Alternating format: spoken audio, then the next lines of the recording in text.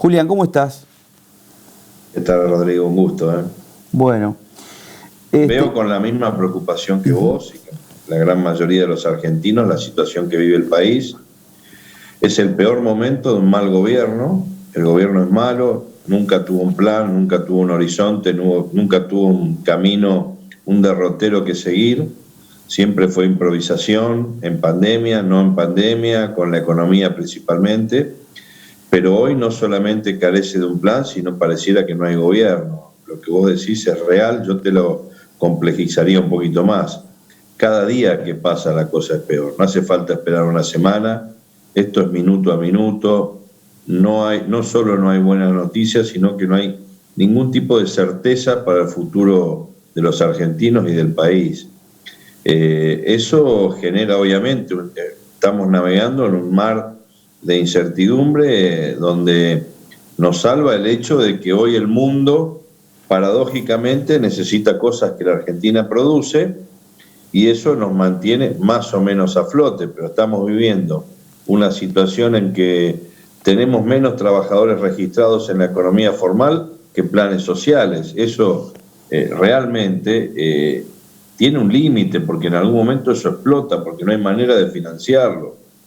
Nosotros estos días veíamos cómo el gobernador de la provincia presentaba lo que fue el acuerdo por la deuda histórica de Santa Fe, estos 151.000 millones, y lo presentaba 2 días antes que, después de la renuncia de Guzmán, el gobierno emitió en un solo día 300.000 millones de pesos. Claro. Entonces, a nosotros nos pagan con bono el año 2031, pero el gobierno para estas cosas que yo te menciono, soportar un déficit del Estado que no se puede sostener solamente con aumentos de impuestos. Ahora vuelven con otra idea alocada de incrementar los tributos, la presión fiscal más alta de la historia. La verdad que es un contexto tremendamente negativo del presente y del futuro del país, que afecta a la diaria, porque ahora no es solamente muchas familias, muchísimas que no llegan a fin de mes, que no les alcanza el dinero ni para comer, sino también está afectado el comercio. Hoy vos querés reformar un baño en tu casa y no tenés materiales, querés comprar pintura y no hay, querés reparar tu vehículo y no se consiguen repuestos, querés comprar un 0 kilómetro y no hay, querés cambiar las cubiertas y no hay, querés cargar combustible y no hay. Bueno, cuando nosotros veíamos lo que era Venezuela o lo que son países que tienen problemas de abastecimiento básico, de medicamentos, de alimentos, de insumos para la construcción y para la industria, era crónica de una muerte anunciada. Argentina va en un camino descendente con muchísimas dificultades y con un gobierno que se ocupa solamente de su interna, que es lo más grave de todo, ¿no? La situación de la deuda, el otro día estuve hablando con una fuente de gobierno y me la explicó más o menos, digamos, cómo sería hasta el 2031 esa deuda. El tema es el cumplimiento, digamos, de parte del gobierno nacional, ¿no? O del Estado nacional, porque va a venir otro gobierno, puede ser del mismo signo político o puede ser de otro signo político. Hoy, como están las encuestas, le dan muy bien a todo este frente de frentes en la provincia de Santa Fe y a nivel nacional también, Juntos por el Cambio, con algunas figuras, digamos, del radicalismo, sobre todo que están en un muy buen momento, y también se le suma Rodríguez Larreta, algunos apuestan por Macri, Patricia Bullrich, etc. Ahora, más allá del ámbito político, es el cumplimiento del Estado a otro Estado que es un Estado provincial. Entonces, hasta inclusive, digamos, me comentaba esta fuente de que puede haber acuerdos tripartitos, digamos, con municipios que son grandes, caso de Rosario de Santa Fe, en esta provincia, o de Entre Ríos puede llegar a ser Paraná y Concordia, ¿no? Bordet con Alberto Fernández, o con la ministra de Economía, y los equipos técnicos que tengan esas dos ciudades de Entre Ríos. Y todo eso tiene muy buen espíritu, pero el cumplimiento es lo que le tienen miedo. El cumplimiento. Sí, lo que pasa es que, a ver, yo soy de los que piensa que un acuerdo es mejor que nada. Cualquier acuerdo es mejor que nada. Porque nosotros venimos batallando hace muchos años y cualquier acuerdo es mejor que nada. El acuerdo con pago en bonos, la verdad es que era muy difícil pensar que el Estado Nacional iba a pagar de otra manera, porque tienen peso solamente para Kicillof y para los movimientos sociales. Esa es la realidad de la economía argentina. Pero pongamos que esté bien. El tema es que nosotros damos por finalizado nuestro reclamo en la Corte, y es un reclamo donde tenemos una posición de fuerza basada en un fallo de la Corte Suprema de Justicia de la Nación, y pasamos a ser solamente bonistas o acreedores de un título público, como tantos otros hay en la Argentina. Y no nos aseguramos una garantía extra de estos bonos, de estas letras o de estos títulos públicos que nos paga, con los que nos paga el Gobierno Nacional. Y estamos en un momento donde la Argentina va, como decíamos antes, a un camino a reperfilar su deuda, con lo cual es muy posible que los tenedores de títulos le digan, miren, a la fecha de cancelación yo no te puedo pagar y afrontar esto, o no te puedo pagar los intereses, te lo reperfilo y te doy otro título al 2045 y tiene otras condiciones. O, el peor de los escenarios, que Argentina defaultee su deuda y sus compromisos, lo cual hace que el valor real no sea el valor nominal con el que nos están pagando, sino un valor muchísimo menor. Hubo provincias que esto lo hicieron de otra forma, Neuquén y Río Negro, por ejemplo, se aseguraron lo que se llama en el mercado financiero de títulos garantías colaterales, y se aseguraron eso con lo que reciben ellos de regalías petroleras. Entonces, si el gobierno le defaultea los bonos, le defaultea los títulos, vos tenés garantías contra el Estado Nacional en las regalías petroleras. A ver, sería un caso como para pensarlo, en algún momento se había dicho, la madre soja. La madre soja, por todo lo que produce Santa Fe, o la carne. Pero fíjate vos que está apuntando. Habría que haber buscado algún tipo de garantía. Si vos tenés un proveedor, tenés un cliente, vos tenés un comercio, cualquiera, de cualquier rubro, y ya te vinieron cheques de vuelta de ese cliente, bueno, te lo asegurás para la próxima operación, o con una garantía hipotecaria, con un vehículo, con algún tipo de garantía, te asegurás seguir financiándole. Nosotros en el fondo estamos financiando al Estado Nacional, que hoy no es el mejor cumplidor de sus compromisos ni el que tiene más solvencia. Hay muchísimos acreedores, bonistas que se están yendo del mercado de títulos públicos argentinos en función de no quieren quedar pegados a lo que es una transición de gobierno o una situación de mucha inestabilidad del gobierno nacional. Por eso hoy nuestros títulos públicos, la argentino, tienen un valor menor que los de Ucrania, que los de Sri Lanka, con los conflictos tremendos que hay en estos países. Tenemos más riesgo nosotros de no cumplir que Ucrania o que Sri Lanka. La verdad que es una locura, pero es así. Entonces, nosotros, yo que digo al menos, una de las principales críticas es no se aseguró nada en la provincia, más allá de que sea mejor un acuerdo que la nada misma. Y la otra cosa que a mí sí me duele muchísimo, porque creo que nos hubiera beneficiado, es esto empezó siendo un reclamo institucional de toda Santa Fe, no solamente de un gobernador o de un partido de gobierno. Y se transformó en una especie de lucha solitaria de Perotti con Alberto Fernández, buscando de qué manera obtenía un beneficio, una posición relativa, si se quiere, favorable, diciendo, bueno, yo fui el que resolvió este conflicto. Pero la verdad es que al no ir con todo el apoyo de la oposición, de los intendentes, debilita su propia posición en la mesa de negociación con el Estado Nacional. Porque aunque sea para hacer la parodia, diciendo, mirá, allá en Santa Fe, la oposición que me está acompañando tiene un límite, en esto no quieren, en esto sí, vamos a ver. Y terminamos cediendo en cosas que no hubieran sido pensadas seriamente antes, por ejemplo, la financiación de AFIP. Bueno, ahí quiero hacer un asterisco. A ver, yo estuve viendo el borrador, viste, más o menos, digamos, como un pequeño resumen. Vos me podrás ampliar de todo lo que has leído, digamos, con los equipos técnicos de ustedes. Pero esto es necesario porque son dos provincias nada más que no tienen esta información, este sistema de información que permitiría al gobierno provincial obtener mayor recaudación por un montón de, pero no por fulanito de tal que es monotributista, ni tampoco alguna percepción o impuesto como registro, perdón, registro de inspección para la municipalidad. Por eso he hablado de los acuerdos tripartitos o cualquier otro ingresos brutos. O sea, le generaría una facilidad para decir, bueno, si esta persona factura esto por año de IVA, quiere decir que tiene que pagar a la provincia de Santa Fe, tiene que pagar el 4,1, el 3,5, cualquiera sea la alícuota. Ese es por lo menos el argumento que tiene la Nación. Es un sistema que lo utilizaba la provincia de Santa Fe hasta el 2015.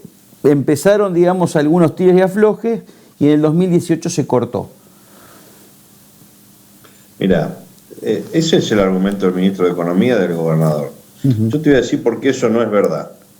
En primer lugar, Santa Fe concurrió a la Corte para plantear que esa detracción del 1,9 para financiar la AFIP era inconstitucional porque era unilateral. No había acuerdo de la provincia para que eso se produzca. Tuvimos un fallo favorable.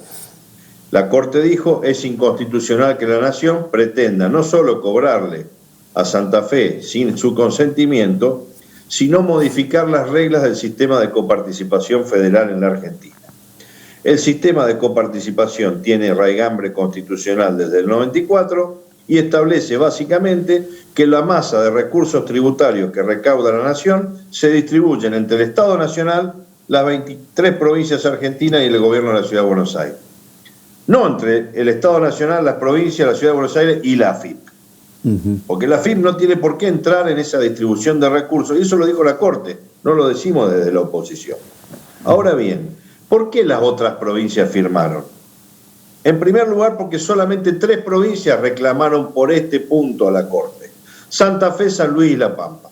Las otras provincias no habían reclamado. Ni bien sale el fallo favorable a Santa Fe, se quieren enganchar y van a la Corte, y la Corte le dice, no señores, acá los que vienen reclamando desde el principio del juicio. A ustedes no corresponde que se sumen porque nosotros hayamos fallado. Vayan, inicien de nuevo su demanda. Caso Formosa, por ejemplo. ¿Qué pasa? Después vino el consenso fiscal, y en el consenso fiscal se estableció una causa, dado que las provincias con Macri comienzan a recibir una masa tremenda de recursos que no tenían hasta ese momento, por eso pasaron a ser subpiramidarias todas, y hasta ese momento tenían déficit fiscal 23 de las 24 provincias argentinas. ¿Qué pasa? Van a recibir este dinero, pero ustedes me tienen que desistir de que no me van a hacer reclamo ante la Corte.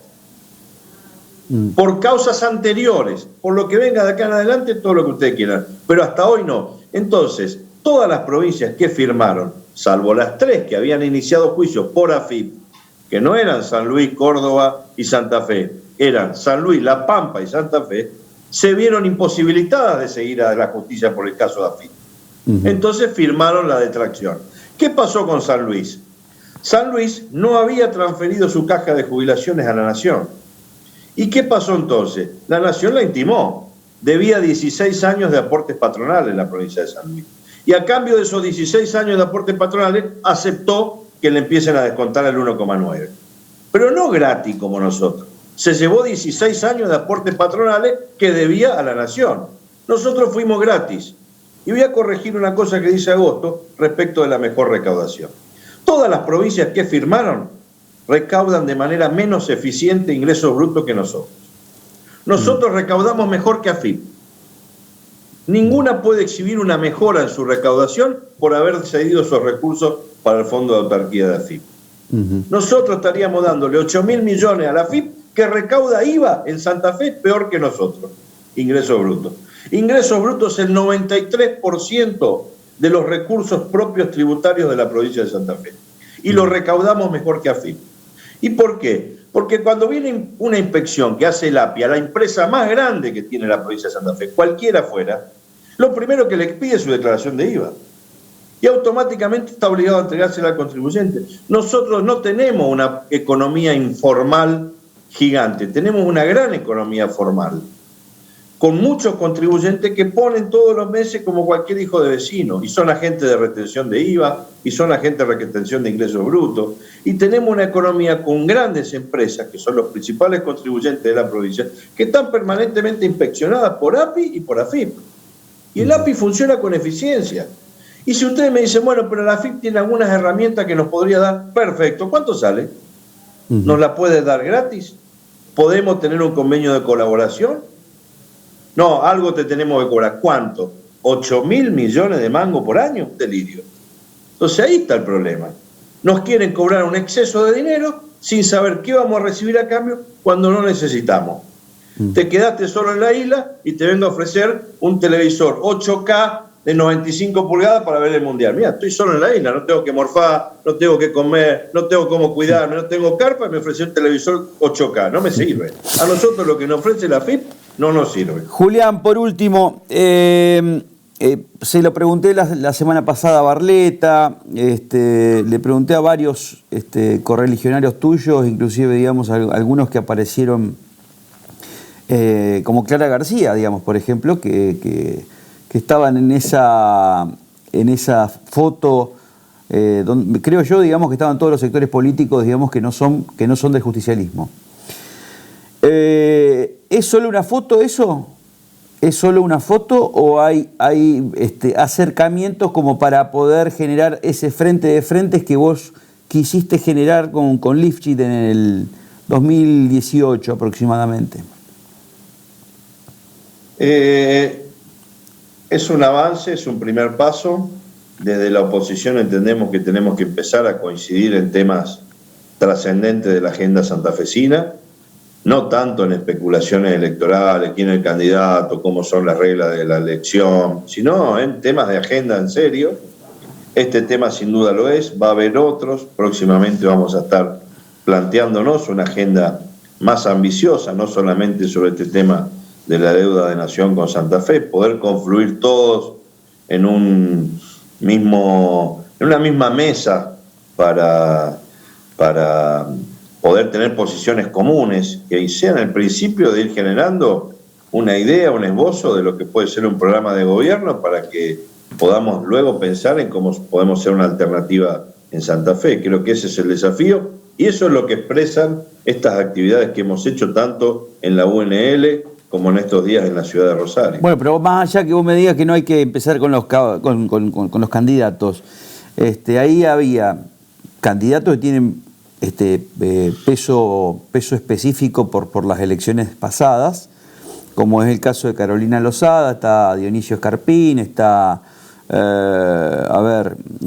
bueno, yo no lo descarto tampoco José Corral, está Maximiliano Puyaro, que salió segundo dentro de la interna, está Antonio Bonfatti, que es un ex gobernador, y está Pablo Hapkin, que digamos, gobierna el primer distrito demográfico por excelencia que tiene la provincia. Digo, no es que, a ver, no quiero dejar afuera, digamos, a la gente, digamos, del PDP, ni a otros partidos que que han crecido, digamos, a la par del Frente Progresista, pero si se arma una nueva coalición, tenés gente con votos. Y aquí viene la pregunta, yo creo ahí, a ver si coincidimos. Acá lo más importante que pasó en el 2021, en las legislativas, fue que el volumen de votos se generó por muchos candidatos. Sí. A ver, yo no sabría hoy cuál es el mejor escenario para la oposición en términos de estrategia electoral. Si un solo candidato, 2, 5, 6. Lo que sí es importante es tener un programa y que todo el mundo confluya en defensa de esa idea de gestión con equilibrios dentro de los partidos, dentro de las coaliciones, incluso dentro de los candidatos a niveles de las PASO. Después veremos cómo se va armando. Lo importante para nosotros hoy es construir esa herramienta. Y esa herramienta tiene que ser un barco que permita que quienes podemos tener muchísimas coincidencias, pero también algunas diferencias, las dejemos a un costado para confluir en una alternativa que le dé más volumen, no solo a la elección y al triunfo electoral que pretendemos tener, sino también a lo que va a ser el futuro gobierno de Santa Fe. Ese es el principal desafío. Y hacia eso eso es el camino que estamos intentando transitar. Hay muchos posibles candidatos, todos los que vos mencionaste, otros más. Bueno, después se irá viendo quién está en mejor condición, eso se va simplificando. El proceso en cualquier elección ejecutiva como esta arrancan mucho la carrera y después terminan quedando no necesariamente tantos. Pero eso es natural que así se dé y se van buscando consensos también dentro de lo que puede ser una coalición electoral. Eso es lo que hay que construir y creo que es donde estamos más enfocados en esta etapa. Julián, siempre un gusto, un abrazo enorme. Bueno, gracias a vos, un gusto grandísimo.